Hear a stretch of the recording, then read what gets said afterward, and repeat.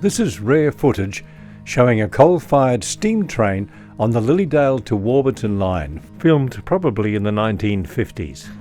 Arriving at the well-kept station at Wandin. The lines were ripped up in the late 1960s and the beds on which they rested became a popular pathway. Now the Lilydale to Warburton Rail Trail is used for recreation by thousands of cyclists, pedestrians, horse riders and dog walkers. Here's the history of this former rail line. Many of the images and much of the information in this video is thanks to this person, Nick Anshin, who to this day is deeply involved in trains. You've always been a passionate railway man, to the point where you still drive trains. I do, yeah. 25 years now, been driving trains. Country trains these days. Nick Anshin is also an acknowledged rail historian who has published this beautiful book, Whistles Through the Tall Timber. It's been a labour of love and took him many years to put it together. I'd find out about someone worth interviewing and I'd go chat to them, and then they'd talk about someone else and I'd ring them up, and then you'd find a photo collection at some museum. And eventually I started getting enough material and I thought, I could do a book on Warburton and the Powelltown Nujee area all in one book. After a small gold strike near Warburton, the Yarra Valley had grown during the latter part of the 19th century, and waves of pioneers had caused timber and agriculture to flourish. And it soon became obvious there was a desperate need for a rail line from Warburton to Lilydale. The Wandin orchardists were actually the main reason for the railway out here initially. They were the main agitators for a railway. There were other factors, for example the first Cobb & Co coaches, which were often unable to move through the mud after heavy rain, so people felt isolated and unable to travel. The Victorian government decided to start work on the Lilydale to Warburton line in the last years of the 19th century, and on the 13th of November 1901, just after Australia became a federation, a steam train made the first run along the 37-kilometre journey to Warburton. The line crossed open plains, through forests and over bridges, spanning the creeks and rivers. At Warburton, the rail line linked to a narrow gauge track, which further on serviced the needs of the timber industry. These high-quality images from those early days show the extraordinary feats of railway engineers and timber workers harvesting the towering mountain ash trees, among the tallest in the world. There were occasional setbacks, like bushfires around Powelltown, requiring back-breaking and heart-breaking efforts to repair, often replacing the blackened timber infrastructure. There was also a tragedy on the line between Mount Evelyn and Wandin. Railwaymen living at Mount Evelyn or Lilydale could get free transport to and from home by a ganger's trolley, like this, on the line, providing, for obvious reasons, it did not clash with the train's operations. Timing by watches was essential, and on one day, the 18th of April 1912, there was a tragic error. Terrible accident, and very few people have heard about it. Really a situation of bad luck. Unfortunately, back then people didn't have wristwatches and very few people had fob watches. The ganger in charge of the gang was issued with a Victorian Railways fob watch, which it turns out subsequently was around about 11 minutes slow. And this was the cause of the accident. The morning Warburton to Melbourne train was coming through, and he would have been under full steam to get a run up for the hill to Mount Evelyn.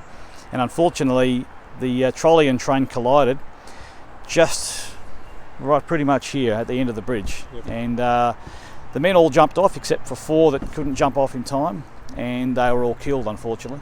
And there was 2 of the 4 repairers that were killed had just been arrived from England just a few weeks earlier. So a real tragedy. Most who worked on the Lilydale to Warburton rail line have passed on, but paintings and photographs from railway days gone by are there for all to see at the former station platform along the line. This project was the brainchild of Norman Orr from Warburton. My history is in Wandin, even though I came from up on the Murray. My grandmother was born and bred in Wandin. One of those photos is, I believe, of my great-grandfather on the horse and while they were building the Warburton Highway. But when you get to see them, they're really good. I'm happy with how the Wandin ones are, because there's some real talent in the artists, and there's some beautiful murals. Wandin Station's memories are now shared along the front of the station's platform. It's become a virtual outdoor art gallery with paintings of the local railway history on display. Bendigo Bank and its community bank branches have financed the artwork for each of the stations along the line to Warburton. Wandin Seville Community Bank was the major sponsor for Wandins, and one of the local artists was Brad Colling. Everyone's related to everyone, so it's good to see. I've learned a lot painting the murals, who's connected to who, and where everyone's ancestry comes from, so it's been really good. So this whole project has been worthwhile. Yeah, definitely. Now this one you're painting, that is the Wandin Yallock School. Yeah, Wandin Yallock Primary School. When it was celebrating its 150th anniversary. Yep. You went to that school, I believe. Yep. Yeah, I went there and Mum went there.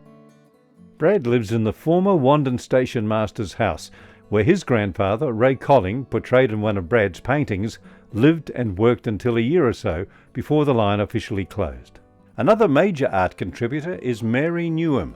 Her paintings on the Wandin Station platform are the result of not only her artistic skills, but also meticulous research into the creation of all her images on the station platform. Right, so with this particular panel, I was asked to do about the history of the post office in the Wandin area, which actually proved to be quite a complicated process. So I got some great information from Montelansey and read through that and decided I'd depict one of the early post offices from each of those three areas. Montelansey have an old pair of postal scales, so I thought they're a nice little thing to put in, an old fountain pen. I popped another fountain pen in there. I like doing the little human touches. So you're happy to be involved in it? Oh, I love being involved with it, really love it. You've done a great job, they look beautiful. Thank you very much, Jim. No, it's been tremendous fun. Many family memories of railway days gone by have been kept alive by Nick Anshin, and we have done the same. For example, Ray Colling, Brad's grandfather, was Wandin Station master until the line closed. We spoke to his daughter, Velmay Gordian. He joined the railways when he was 16, so he'd been a railway man all his life, and he was the station master here. Wandin Station supervised, or he supervised, all the little stations all the way up to Warburton.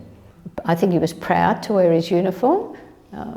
He had a summer uniform and a winter uniform that they used to have his uniform, and some of the brass buttons that had, VR on the brass buttons on his uniform. Yeah, I've got the hat. Our front yard, the train went past, so I remember waving as a child to the passengers and everything. When we put coins, we put pennies on the railway track, and the train went over them and bent them up, and we picked them all up and walked behind the train. So you were there on the last train? Yep. As a child? I remember it fondly. I would have been about 7 years old, I think, when the railway closed. My grandfather was the first baker in Wandin, and that's represented with one of the paintings at the railway station, and he relied on that to bring flour and things up to him, but he used to deliver the bread. Ray Taylor, aged 90, with generations of railway history in his family, became Wandin baker Bert Lester's son-in-law when he married Bert's daughter Cynthia. There's no prize for guessing where they met. Met my wife on the train. So I seen her there, and then we used to go to the dances down at Seville at the time. They'd walk from Wandin and that. I got the railway trike from the railways because my father was there, and I used to pull through a railway trike from Seville to Warby, and then when we got to know Cynthia better and that, she used to be sit on the back seat there. I'd take her home for luncheon of the Sunday. Today, a few still remember when a young Queen Elizabeth and her husband, Prince Philip, came by train to Wandin. Ray Taylor will never forget when, as a young boy, he unintentionally gave the Queen a fright. At Wandin was when the Queen visited us here and went through, and she stayed up at the Upper Yarra, her and her husband, for the years. We were all up at the station waiting for the train to come through Wandin. And as the train went through, it was like an old train, and they had the observation carriage at the back. You may not remember them, where you could sit there, and they were sitting on the very back there, and that everyone's waiting on the station. Train come along, and as they come along, the King and the Queen were reading the Herald. And I yelled out, "Hooray!" and she, like that. But it's just one little comical thing. How things have changed since then. A few kilometres past Wandin towards Seville is the Carriage Cafe. It has a railway history of its own and welcomes passers-by on the track to stop for a break, enjoy a meal or refreshments, and look at the carriage, which gives this place a rail experience of its own. Here you can get your bike serviced or repaired, there are hitching posts for your horse, and dogs are welcome. Every mural on the Wandin Station platform has an anti-graffiti protective coating. On the 3rd of June 2024, Gavin McIntyre installed the last two in front of some onlookers, Brad Collings and Mary Newham's paintings, marking the end of this stage of a continuing project. Locals and tourists use the Lilydale to Warburton Rail Trail purely for recreation, relaxation and enjoyment. It's a popular attraction open to everyone, young and old, to enjoy what it offers. Keep yourself fit, a peaceful and beautiful place to get away from an often troubled world, and it's free. The Wandin Seville Community Bank is proud to have sponsored this mural display. It reminds us the things we enjoy today did not happen by accident. Those who went before us during the railway era in the Upper Yarra Valley worked hard to make a living. Their legacy, our prosperity, should never ever be forgotten.